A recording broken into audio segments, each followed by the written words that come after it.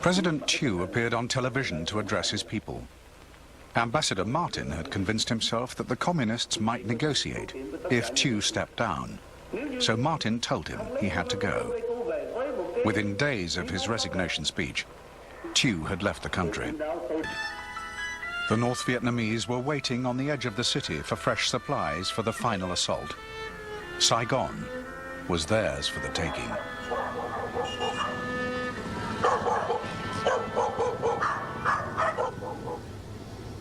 I was 5 and he was 6. We rode on horses made of sticks. I wore black and he wore white. He will always win the fight. Bang, bang, he shut me down. Bang, bang, I hit the ground. Bang, bang. At night, the evacuation of Americans and some Vietnamese continued. My baby shut me down.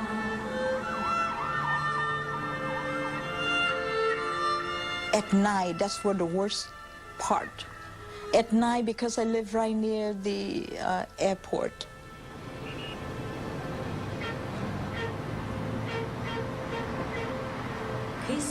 So I could hear the truck or the bus transporting people who was about to evacuate from Saigon, because they would not move those people during the day, fearing that they would cause chaos in the city.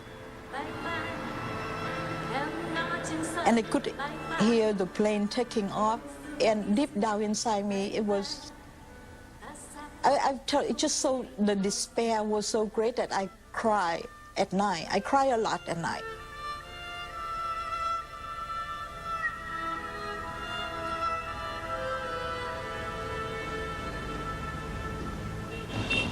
Some who had more intimate connections to the Americans also made it to the airport. I remember one night we went to one of the bars in Saigon, and we loaded up about 10 or 20 young ladies there. And we had vehicles that had light bars and sirens. And we had what we called a war wagon. And we drove up in the dead of the curfew in Tudo Street, opened up the doors, put the girls in, ran lights and sirens, and went right through the gates at Tan Son Nhut, and nobody stopped us.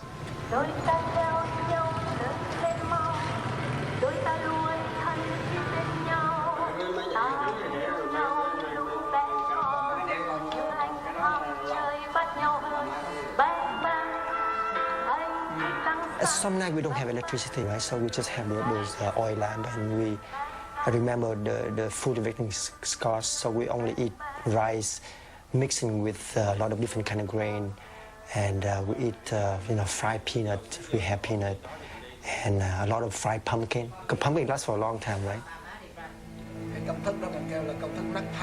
The whole family huddle around, and they had this little oil lamp. It's all dark, and we eat our dinner, and we talk, and we get scared. We pray.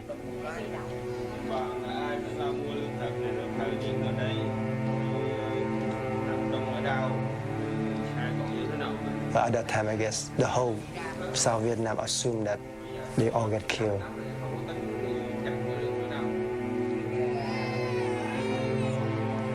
The sense of fear is overwhelming everywhere. And we talk about, who get to go, who get to stay.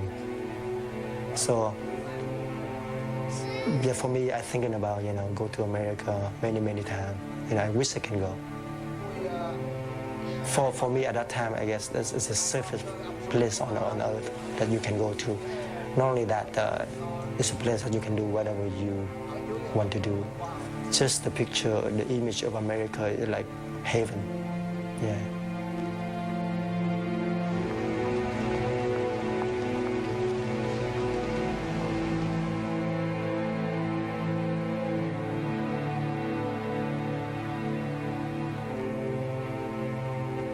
We still hope that the international community would not drop us. Millions of people who did not like communists. We still believe that there would be some kind of thing work out, so that maybe there was a part of South Vietnam, maybe 1/3 of it, or maybe just Saigon, that there's a place for us. That's what we were hoping.